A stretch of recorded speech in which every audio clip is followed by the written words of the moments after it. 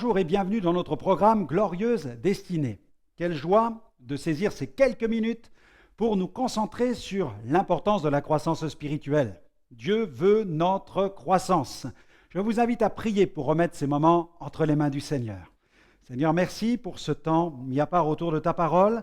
Merci pour la profondeur des Saintes Écritures et pour leur capacité à nous amener à grandir en toi afin de mieux te servir. Au nom de Jésus, Amen. Amen. Dieu désire que chacun de nous grandissions dans la connaissance de Jésus-Christ. Pas question de rester des enfants. Le Seigneur désire que nous devenions des adultes sur le plan spirituel.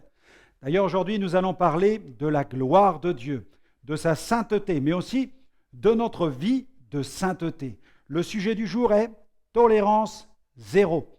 Prenons la Bible et lisons un passage tiré de la première lettre de Paul aux Thessaloniciens au chapitre 5, le verset 23, où il dit que le Dieu de paix, voilà, il veut faire face à la confusion qui gagnera le monde à la fin des temps.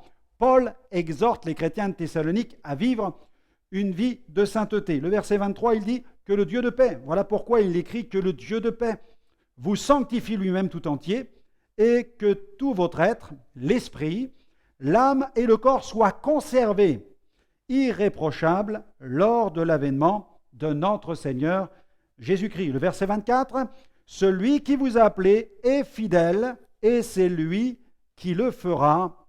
Amen. » Dieu soit béni.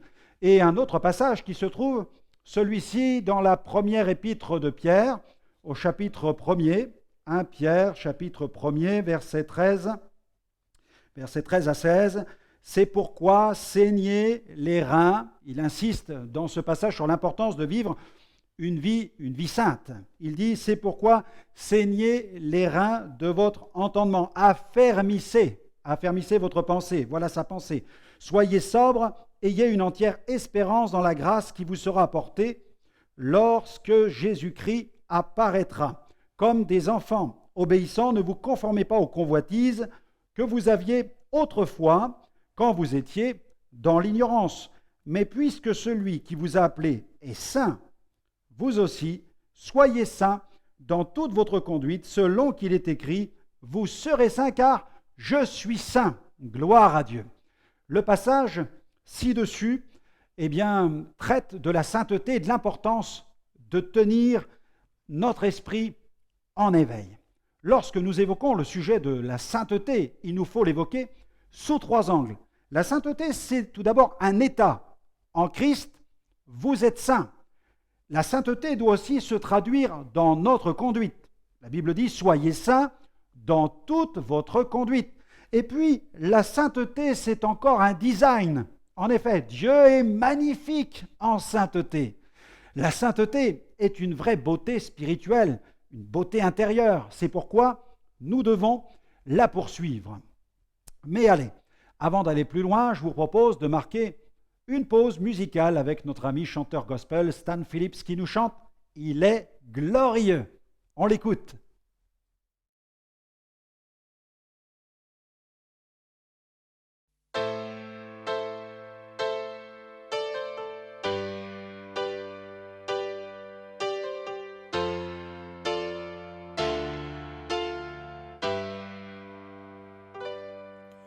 Il est glorieux, il est glorieux, il est glorieux, de Dieu de mon salut. Il est glorieux, de Dieu que j'aime.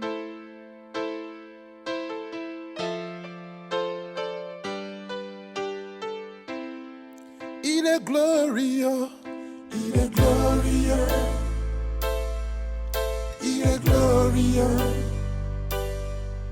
il est glorieux, le Dieu de mon salut. Il est glorieux, le Dieu de mon salut. Il est glorieux, le Dieu que j'aime. Il a tout créé. sa puissante main. Oh, il est glorieux, le Dieu que j'aime. Les cieux et la terre, les monts et les vallées. Oh, il est glorieux, le Dieu que j'aime.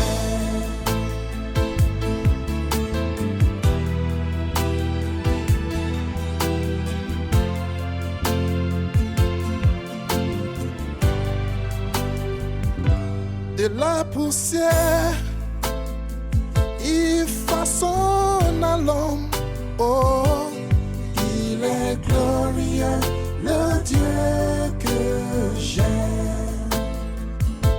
Et souffla en lui son souffle de vie. Oh, il est glorieux, le Dieu que j'aime. Il est glorieux. Il est glorieux, oh, alléluia. Il est glorieux, yeah.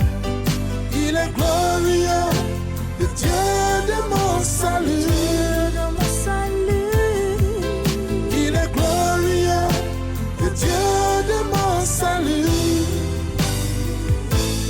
Il est glorieux, le Dieu que j'aime. Il est glorieux. Il est glorieux,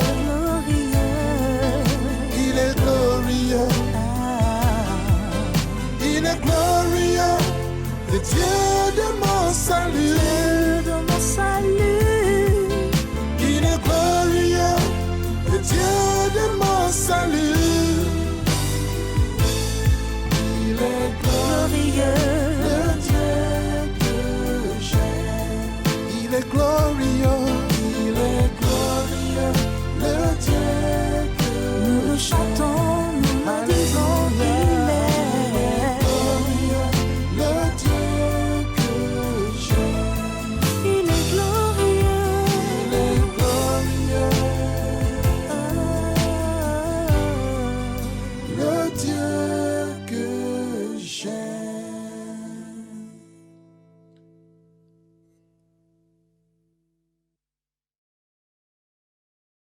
Merci à Stan pour ce chant qui élève le Dieu de gloire, le Dieu de sainteté. Ne perdons pas de vue que nous avons été créés à l'image de Dieu, mais nous avons été transformés, rachetés, purifiés, justifiés, la Bible dit même sanctifiés, délivrés par le sang de Jésus afin que nous lui ressemblions. Grâce à cette œuvre de transformation, de régénération accomplie par la parole, le Saint-Esprit peut nous transformer à la ressemblance de Jésus et cela, il peut le faire quotidiennement. C'est pourquoi les rachetés sont capables de déclarer avec un cœur reconnaissant, comme le dit l'Apocalypse, Apocalypse chapitre 1er, versets 5 à 6, « À celui qui nous aime, qui nous a délivrés de nos péchés par son sang, à lui soit l'honneur, la gloire, la puissance et le règne. » Le chrétien est porteur d'un label de sainteté et il est appelé à l'exporter dans le monde afin que le monde puisse voir la gloire du Seigneur et connaître Dieu au travers de l'Église. Je vous invite donc à maximiser votre niveau de sainteté afin de demeurer ferme en cette fin des temps. Nous allons voir l'importance d'adopter un principe, le principe de la tolérance zéro. Comment ? Eh bien, en faisant la guerre au péché. L'évangéliste Billy Sunday avait coutume de dire « Je frapperai le péché de mon poing tant que j'aurai un poing. Je frapperai le péché avec mon pied tant que j'aurai un pied. Je frapperai le péché avec ma tête tant que j'aurai une tête. » Quelqu'un a dit « Soit tu menaces le péché, soit c'est lui qui te menace. » L'apôtre Jean, lui, a déclaré dans la première de l'épître de Jean, chapitre 5, verset 18, il dit « Nous savons que quiconque est né de Dieu ne pêche pas, mais celui qui est engendré de Dieu le garde, et le malin ne le touche pas. Celui qui est engendré de Dieu, Dieu le garde, et le malin donc ne le touche pas. » Vous êtes le meilleur gardien de vous-même. Vous êtes ce gardien. Vous dites peut-être « Seigneur, garde-moi ».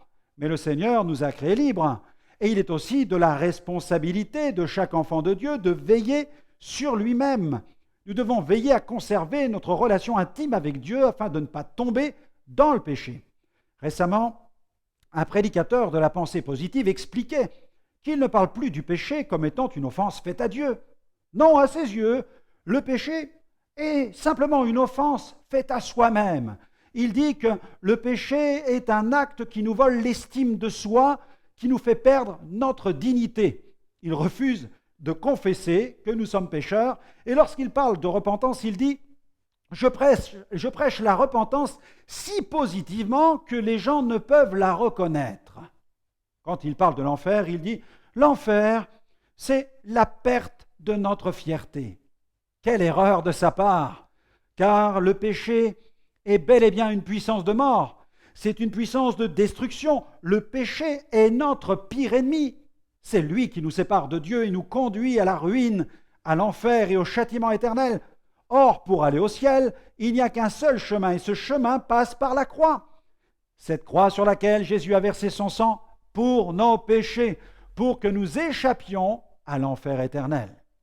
L'Éternel mit Caïn en garde contre la menace du péché. Il lui a dit « Le péché se couche à ta porte. » Il se couche à la porte, et ses désirs se portent vers toi, mais toi domines sur lui. Caïn ne veilla pas sur lui-même, et nous savons quelles furent les conséquences du péché dans sa vie. L'apôtre Jean, quant à lui, indique très clairement quel est le chemin qu'il faut emprunter pour triompher du péché. Et ce chemin est celui de la repentance. Dans la première épître de Jean, chapitre 2, verset 1er, l'apôtre écrit ceci: « Mes petits enfants, je vous écris ceci afin que vous ne péchiez pas. Si quelqu'un a péché, nous avons un avocat auprès du Père, Jésus-Christ le juste. » Toujours dans la première épître de Jean, chapitre 1er, le verset 9, il écrit encore: « Si nous confessons nos péchés, il est fidèle et juste pour nous les pardonner et pour nous purifier de toute iniquité. » Continuons. Je vous invite à devenir un fervent supporter de la sainteté de Dieu. Nous allons faire d'ailleurs une lecture biblique où les anges proclament de façon incessante la sainteté de Dieu. Dans Apocalypse chapitre 4 au verset 8, voici ce que déclare ce passage: « Les 4 êtres vivants ont chacun 6 ailes, et ils sont remplis d'yeux tout autour et au-dedans. Ils ne cessent de dire jour et nuit: Saint, Saint, Saint est le Seigneur Dieu, le Tout-Puissant, qui était, qui est et qui vient. » Gloire à Dieu. L'Église de Jésus-Christ doit veiller sur son niveau de sainteté. Elle doit poursuivre la sainteté. Nous devons pénétrer le monde avec la sainteté de Dieu. Le christianisme authentique est révélé par une Église qui préserve son label sainteté et qui va au cœur du monde, là où le péché est le plus sombre, afin de faire connaître la nature sainte de Dieu. Notre société a besoin de sainteté. Nous devons l'influencer par notre conduite sainte. Chaque enfant de Dieu, à son niveau, doit prendre conscience de sa responsabilité d'être une source d'influence. Au cours de l'ouverture d'une session au Sénat dans l'État du Kansas, eh bien, le pasteur Joe Wright a prononcé une prière qui a produit un électrochoc dans l'assistance. Voilà sa prière. Il a dit: « Seigneur, nous venons vers toi aujourd'hui pour te demander pardon et pour te demander de nous guider. Nous savons que ta parole nous dit: malheur à celui qui appelle bien ce qui est mal, et c'est exactement ce que nous avons fait. Nous avons perdu notre équilibre spirituel et nous avons renversé nos valeurs. Nous avons exploité le pauvre et nous appelons cela la loterie. Nous avons récompensé la paresse et nous avons appelé cela l'aide sociale. Nous avons accepté les avortements et nous avons appelé cela le libre choix. Nous avons négligé de discipliner nos enfants et nous avons appelé cela développer l'estime de soi. Nous avons abusé du pouvoir et nous avons appelé cela la politique. Nous avons convoité les biens de nos voisins et nous avons appelé cela avoir de l'ambition. Nous avons pollué les ondes radio et les programmes télévisés avec la grossièreté et la pornographie et nous avons appelé cela la liberté d'expression. Depuis longtemps, nous avons bafoué les valeurs établies de nos pères et nous avons appelé cela le progrès. Ô Dieu, sonde notre cœur, purifie-nous et libère-nous de nos péchés. Amen. Tristement, suite à cette prière, plusieurs sénateurs ont quitté la salle offusqués. Cependant, dans les jours qui suivirent, ce pasteur a reçu pas moins de 5000 coups de téléphone et seulement 47 furent négatifs. Nous avons ici la preuve que ceux qui, parmi le peuple, aspirent à la sainteté sont plus nombreux que nous le pensons. Malheureusement, la corruption de certains leaders et les intérêts en jeu font barrage à cette sainteté. Poursuivons. Il nous faut crucifier la chair avec ses désirs et ses passions. Dans la lettre qu'il adresse aux chrétiens de Galatie, l'apôtre Paul écrit ceci, Galates chapitre 5, versets 19 à 21, il dit « Or, les œuvres de la chair sont évidentes, c'est-à-dire l'inconduite, l'impureté, la débauche, l'idolâtrie, la magie, les hostilités, la discorde, la jalousie, les fureurs, les rivalités, les divisions, les partis pris, l'envie, l'ivrognerie, les orgies et les choses semblables. Je vous préviens, comme je l'ai déjà fait, ceux qui se livrent à de telles pratiques n'hériteront pas du royaume de Dieu. Mais le fruit de l'esprit, c'est l'amour, la joie, la paix, la patience, la bonté, la bienveillance, la fidélité, la douceur, la maîtrise de soi. La loi n'est pas contre ces choses. Et il ajoute au verset 24, « Ceux qui sont au Christ Jésus ont crucifié la chair avec ses passions et ses désirs. Amen. » Si nous vivons selon l'Esprit, marchons aussi selon l'Esprit. Ne tombons pas dans le compromis. Si Internet est devenu aujourd'hui l'un des plus formidables champs missionnaires, chaque enfant de Dieu doit veiller à ce qu'il ne devienne pas une benne à ordures pour son âme. Ne surfons pas dans les zones interdites. La pornographie est une de ces zones. Savez-vous que 12% des sites qui existent dans le monde, 12%, sont des sites à caractère pornographique. Ils sont environ 25 millions. 25% des requêtes dans les moteurs de recherche concernent le sexe. Cela représente 68 millions de requêtes par jour. 35% des téléchargements sont pornographiques. C'est le cas pour 8% des emails, soit 2,5 milliards par jour. Chaque seconde, 28 258 internautes sont en train de se rincer l'œil sur Internet. La parole de Dieu marque clairement la frontière qui sépare ce qui est pur de ce qui est impur. Nous allons lire un passage rédigé par Paul dans la 2e aux Corinthiens, chapitre 6, verset 14. Il écrit ceci, « Ne vous mettez pas avec les infidèles sous un joug étranger, car quel rapport y a-t-il entre la justice et l'iniquité? Ou qu'y a-t-il de commun entre la lumière et les ténèbres? Quel rapport y a-t-il entre Christ et Bélial, ou quelle part a le fidèle avec l'infidèle?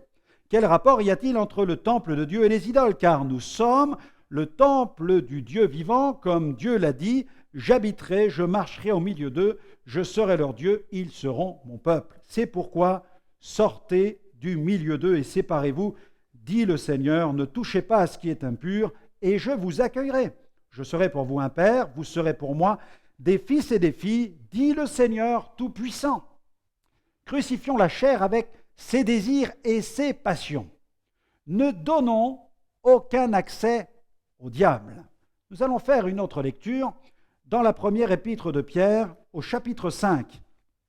Première épître de Pierre, chapitre 5, nous allons lire à partir du verset 5 jusqu'au verset 10. Voilà ce qu'écrit l'apôtre. De même, vous qui êtes jeunes, soyez soumis aux anciens, et tous dans vos rapports mutuels, revêtez-vous d'humilité, car Dieu résiste aux orgueilleux, mais il fait grâce aux humbles. Humiliez-vous donc sous la puissante main de Dieu, afin qu'il vous élève au temps convenable, et déchargez-vous sur lui de tous vos soucis, car lui-même prend soin de vous. Soyez sobres, veillez, votre adversaire le diable rôde comme un lion rugissant, cherchant qui il dévorera. Résistez-lui avec une foi ferme, sachant que les mêmes souffrances sont imposées à vos frères dans le monde. Amen. Amen. Le Dieu de toute grâce, qui vous a appelé, il continue, qui vous a appelé en Jésus-Christ à sa gloire éternelle, après que vous aurez souffert un peu de temps, vous perfectionnera lui-même, vous affermira, vous fortifiera, vous rendra inébranlable. Fermez la porte à l'ennemi de votre âme, résistez-lui. Le seul moyen de lui résister consiste à nous soumettre à Dieu, à nous soumettre à sa parole. C'est la meilleure façon de crucifier notre chair. La vie chrétienne nécessite certains brisements, des brisements salutaires. C'est ainsi que nous libérons la vie de l'esprit, par la brèche de nos brisements. D'ailleurs, Jésus a déclaré dans l'évangile de Jean, en vérité, je vous le dis, si le grain de blé qui est tombé en terre ne meurt, il reste seul, mais s'il meurt, il porte beaucoup de fruits. Mais sans brisement, sans la croix dans notre vie, Dieu ne peut libérer sa puissante onction. Fermons la porte au diable. Consacrez votre vie à Dieu. La justification me déclare saint et la sanctification me rend saint. Dans l'Ancien Testament, la sanctification comporte une autre dimension. Elle signifie aussi être mis à part pour faire quelque chose pour Dieu. Les serviteurs, les ouvriers du temple, comme les outils, étaient tous lavés avec de l'eau, oints avec de l'huile, aspergés avec du sang. Sous la nouvelle alliance, nous sommes lavés avec de l'eau de la parole, oints avec l'onction du Saint-Esprit, et purifiés avec du sang, le sang de Jésus. Aussi, l'un des meilleurs moyens de vivre une vie sainte consiste à consacrer sa vie à Dieu, à faire en sorte de lui plaire, à chercher à le servir dans les petites comme dans les grandes choses. Pouvez-vous imaginer qu'avant même votre conversion, Dieu avait déjà préparé des œuvres pour vous? Paul l'affirme d'ailleurs dans sa parole, dans cette parole qu'il adresse par le biais d'un courrier envoyé aux chrétiens d'Éphèse, Éphésiens chapitre 2, versets 8 à 10, il dit « C'est par la grâce en effet que vous êtes sauvés par le moyen de la foi, et cela ne vient pas de vous, c'est le don de Dieu. Ce n'est point par les œuvres afin que personne ne se glorifie, car nous sommes son ouvrage, nous avons été créés en Jésus-Christ, et regardez ce que déclare le texte, pour des œuvres bonnes que Dieu a préparées d'avance, afin que nous les pratiquions. Et pour accomplir ces œuvres, je vous invite à suivre 2 principes bibliques qui ont dirigé ma vie chrétienne depuis le premier jour de ma conversion. Sois fidèle dans les petites choses. Dans Matthieu 25, 21, Jésus dit « Tu as été fidèle en peu de choses, je te confierai beaucoup. » Et ensuite, tout ce que ta main trouve à faire, fais-le. Dans Ecclésiaste, chapitre 9, verset 10, « Tout ce que ta main trouve à faire avec ta force, fais-le, car il n'y a ni œuvre, ni pensée, ni science, ni sagesse dans le séjour des morts où tu vas. » Que notre vie chrétienne ne soit ni oisive, ni stérile, mais qu'elle soit porteuse de fruits, d'un fruit qui demeure éternellement. Alors, le moment est venu de faire le point. Ai-je réglé ce point fondamental de la sanctification dans ma vie chrétienne? Si tel n'est pas le cas, je dois me ressaisir immédiatement et ajouter cet élément vital à mon kit de survie des derniers temps. Car je dois savoir que sans la sanctification, la Bible dit, nul ne verra le Seigneur. Hébreux chapitre 12, verset 14, recherchez la paix avec tous et la sanctification sans laquelle nul ne verra le Seigneur. Personne ne verra le Seigneur.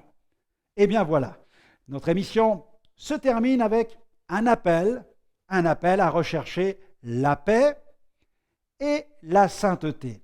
Jésus revient bientôt. Alors préparons-nous pour ce jour glorieux. Séparons-nous avec Stan Phillips qui glorifie à nouveau le Père Céleste. Rejoignez-nous aussi sur notre site internet www.gospelvision-international.com. Vous pourrez y retrouver toutes nos émissions en replay. Que le Seigneur vous bénisse et à bientôt.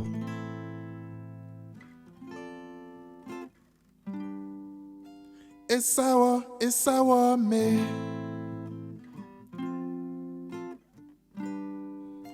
Esawa me.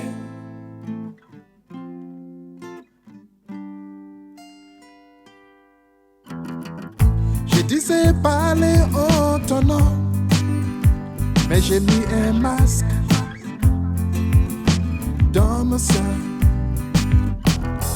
Mais on sait que je n'étais que mensonge.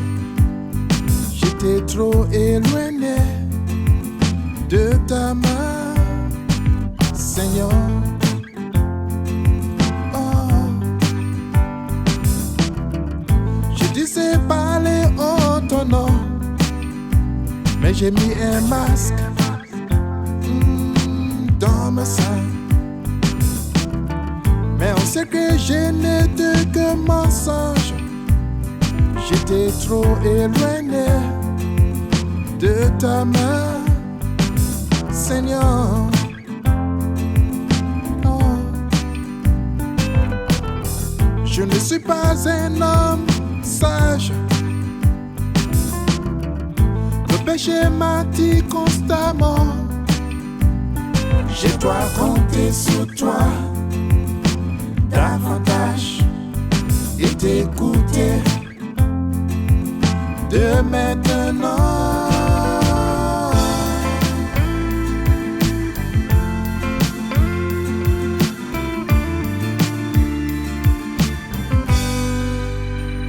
Je veux vivre dans ta lumière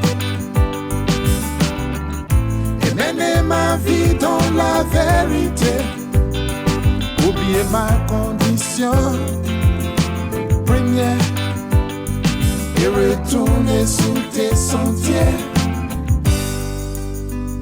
Je veux vivre dans ta lumière, Seigneur,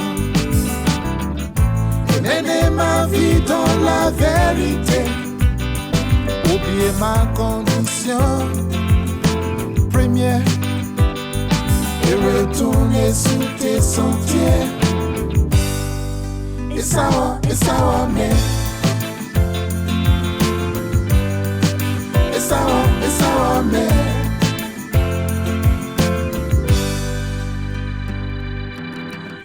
Maluma semayangawa,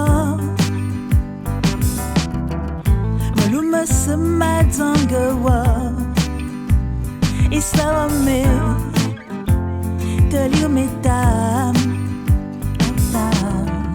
maluma semayangawa, ata, maluma semadzangawa, isawa me telir metam, akalingi no minten,